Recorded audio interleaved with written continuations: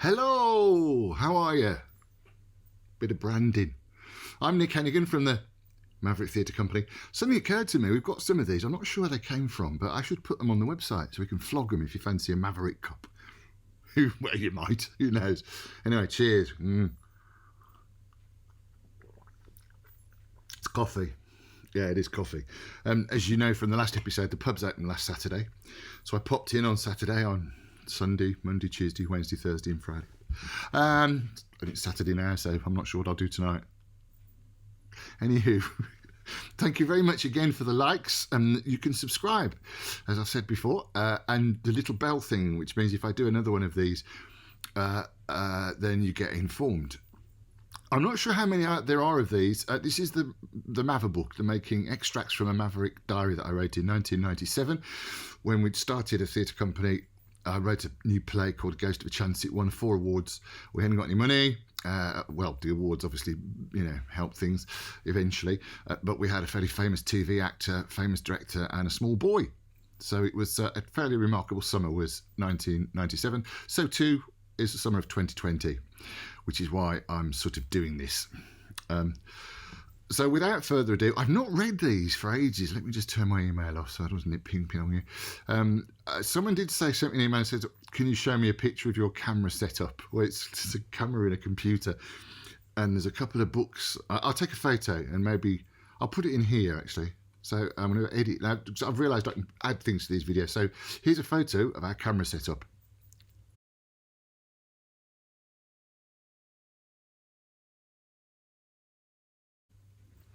Glamorous, isn't it? I'm not sure how many more of these are going to be, because I haven't read these diaries for a long time. I'm reading them to you now. It's the first time I've seen them for years as well. But I do know we stopped on the very evening of the opening night of A Ghost of a Chance, so we could get the books produced the next day for the first night, which is actually what happened. And they all sold out, which is why I'm doing this now. But enough waffle. Again, thank you very much for getting in touch. It's been lovely to hear from you. So let's go back to 1997. And I do know this was a very special and very peculiar day. And wherever you are in the world, you will remember this day. Because now, Sunday the 31st of August, 1997, T-minus 8 days. I'm up till 6 a.m. this morning, scouring the internet for a bit of extra final research for A Ghost of a Chance. During my hunt, at about 2 in the morning, I come across a chat line. Somebody says that Diana, Princess of Wales, has been in a car accident. She's hurt, but not badly. Someone else says this is a cover story. She's really dead. Someone else says she's just broken her arm. I smile to myself. The way these rumours start on the internet. What do they call it? Urban myths. Princess Diana dead indeed. How ridiculous. Something makes me turn on the TV at 6 a.m. It's all news programmes. I finally fall into a troubled sleep at 8:30 a.m. I set the alarm to wake at 2 p.m. in the afternoon, and sure enough, it's still there. Princess Diana is dead. What? What's the story, Morning Glory? A car crash chased by journalists. Now, I'm not a great royalist. I mean, I don't have strong views either way, but her death is what? Unsettling, I think. Maybe. As Glenn Bays says later, maybe it's because for the last decade and a half, Diana has always been there in everyone's psyche. A sort of wallpaper, a background to all our lives. There in the background, in newspapers, on TV, in magazines. We might not consciously think of her or even think much of her, but she's always been there. And now she's gone, and she's rather young. Is it any more tragic than any other road death, though? Well, certainly not, but I guess it's the scale of the mourners and the way the whole world has reacted that makes it worse. I'm not sure. It's too close to call at the moment. I've arranged to pick Justin up at 3 p.m. to try and hunt down a scanner for this computer. Rebecca, my girlfriend, phones and we have a long chat. Not only is she shocked by Diana's death, she also starts rehearsals for her major new BBC sitcom tomorrow. She tells me about her costume fitting yesterday. She has to wear a dreadful clothing and is being padded all over in a fat suit. Hey, that's comedy, folks. She has a week at BBC Television Centre in West London, and then the whole Spark production crew move up to Buxton for 3 weeks on location. Rebecca's in all 6 episodes to a greater or lesser degree, so I hope I might be able to drive up and see her. Will Rover make it? Watch this space. Oh, no, I forgot. This diary has to finish before the first night of A Ghost of a Chance, so you will probably never know the fate of dear old oil-smoking Rover. Shame. Rebs gently ribs me about how jealous she is I'm going out looking for a scanner with Justin instead of her, so I know she's not feeling too nervous about the shoot. Spark, I mean, not Justin. Rebs gives me Una Stubbs' home address, and I send her an invite to the gala night. I very much doubt she'll be able to come, but as with Sir Derek Jacobi, Una asked to be kept informed as to what I was up to, so this is one way of doing it, and she's a lovely woman, as well as being a great actor. As I'm talking to my girlfriend, a dreadful thought comes over me. Princess Diana's funeral. What effect will it have on the production should it be the week after next? I mean, this would be a selfish thought were it not for the fact that it's not just me I'm concerned about, but the whole team and everyone involved in Maverick. We have had to cut the run to the bone as it is with pub availability. Even with all the funding, 5 performances brings financial ruin very close. What if there is a day of mourning, for instance, and all theatres have to close? We might ride that as we're in a pub, but what will it do to audience figures? And what if the pubs have to close too? The shadow that has been cast on me by Diana's untimely death deepens. It would be a small, unnoticed tragedy if her demise caused Maverick to go too. I wish Rebecca good luck for tomorrow, and I set off for Justin's house in a dark mood. He doesn't live too far away, but I decided to take the M42. Should be quicker on the motorway. Wrong. The motorway has decided to conspire against me as well. I sit in a traffic jam for half an hour, watching with some trepidation the hot water gauge creeping ever nearer the terminal red line. At the last possible second, the traffic starts to move and I can get some air around the Rover's tired and knackered engine. I arrive at Justin's house at 4:15 in the afternoon.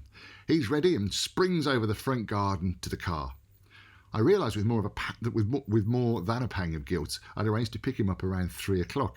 I'd phoned to say I was stuck in traffic, but he looked so, well, ready. Hey, maybe I worry too much. We finally navigate our way from Justin's house to the computer store in Solihull. We chat easily. It's refreshing that he's quite unmoved by Princess Diana's death, or at least he is moved, but in the way a young adult should be moved. With all our talk of scanners and computers, I almost forget who I'm talking to. I feel sorry for the children, says Justin. Yeah, it must be terrible for the boys, I mean, the one is only very young. How old is he? 13. Yeah, terrible. Poor kids. Can you imagine being that young and losing your mother? Yeah, terrible. And after all the optimism that surrounded the royal wedding, what a day that was. Do you remember the wedding, Justin? Me? No, he says. I wasn't born then. Oh, yes, right. Okay. Mortality once more crashes over me. Crashes, perhaps not the best choice of word. I start to feel distinctly Hamletian. Hamlet, being, we think, in his 30s, has a speech which goes along the lines of, "There is a special providence in the fall of a sparrow. If it be now, 'tis not to come. If it not be to come, it will be now. If it be not now, yet it will come. The readiness is all. Since no man of aught he leaves knows, what is it to leave betimes? Let be." Or something like that. The gloomy Dane, like most of us in our 30s, starts to realise we're not here forever. There is going to be a time, possibly quite soon, when we shuffle off our mortal coil. I don't even have the comfort of being as young as Hamlet. I turned 40 last week, and I am very aware on my 4th career of being officially middle-aged, and tempers definitely bloody fugiting. I'm about to descend into the dark, depressing realms of the moody Dane when we arrive at our destination, and little, small, young, healthy, optimistic 14-year-old looking 12-year-old Justin Luke Towler banishes such thoughts by quizzing me as to the type of scanner we need. I try and answer his probing technical queries. Once his brief is complete, he begins giving me my orders. "Okay," says Justin, "we walk in and we look like we know what we're doing. Otherwise, we'll get jumped on by commission-seeking salesmen who will point us towards the scanner he will earn the most money from and not the one we really need. Okay?" "Yep," I mumble, wondering if I could tap some of Justin's energy with a PC interface. We walk into the store and instantly get lost. "Where are the scanners?" So far, we've been able to avoid the enemy's commission-seeking radar, but it's close. Justin spots Scanner City and strides purposefully over to the boxes. He looks at labels and makes comments about colours and pixel counts and things. I watch on and, feeling somewhat redundant, point to a similar-looking box. What about this one, Just? That's not a scanner, Nick. That's a printer. Oh, yes, a printer. Yes, I can see that now. It says here, doesn't it? Yes, printer. Eventually, Professor Sir J.L. Towler decides he's seen what's on offer and it's time to seek assistance. Now, because we arrived at 4:50 and the store shuts at 5 p.m, all the commission-seeking radars have been switched off in favour of the home direction-finding radars. All but one member of staff. Sterling, fresh-faced youth who's obviously going to outlive me and has not given one tiny thought to the potential effect of Diana's funeral and that might have on a ghost of a chance. Why should he? Well, he just should, that's all. We have a chat and Just asks all the questions I should have. We must make a funny team, actually. Justin's 5 foot and a whisker and I'm 6'2" or something. And I introduce Justin as my expert. And we're doing the Nick and Just computer show on the salesman. I could tell he's not quite sure what's going on, the salesman. We're obviously not father and son. He also realises I'm the one with the dosh, but more and more he addresses Justin. It's all to no avail, though, because I don't have a CD-ROM drive on this little computer, and all of the scanner software is on disk.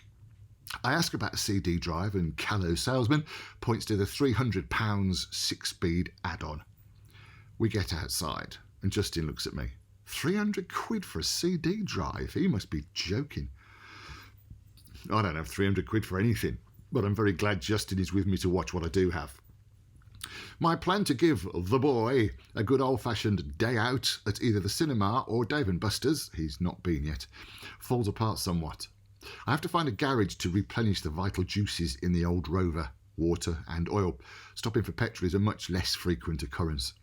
And then I decide Justin is mature and strong enough to be introduced to the office. I issue the usual health warning I give to anyone foolish enough to wander into Maverick Towers, and we drive back to Highbury Road. I show him the Birmingham live TV interview, and like any actor, regardless of age, he squirms a lot at his bit when he's being interviewed. Then he's back on this laptop, and in a few short hours has created the first Maverick Theatre website. My attempts failed miserably. I think it was Slater that remarked how easy it would be to hate Justin. He's got an acting CV most adult actors would die for. He's brilliant with computers. He has 2 paper hands. He can sing. He can tap.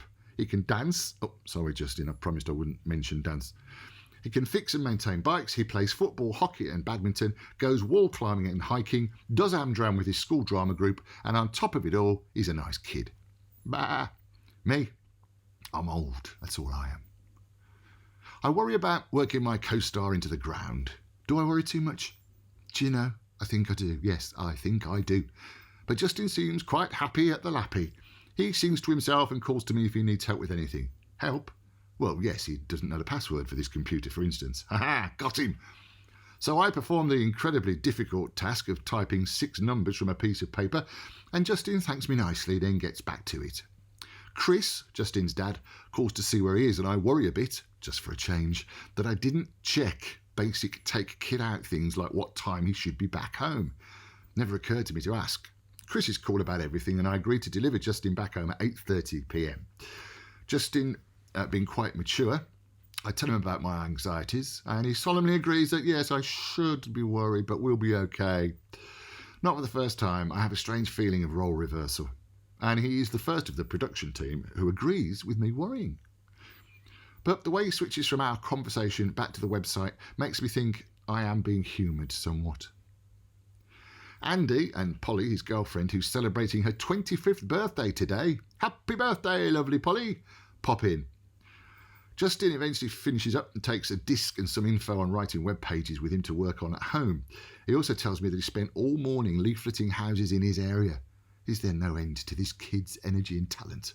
I love him. But just to make sure not everything is positive, I remember a boy at Olmsted Lane during my social work days.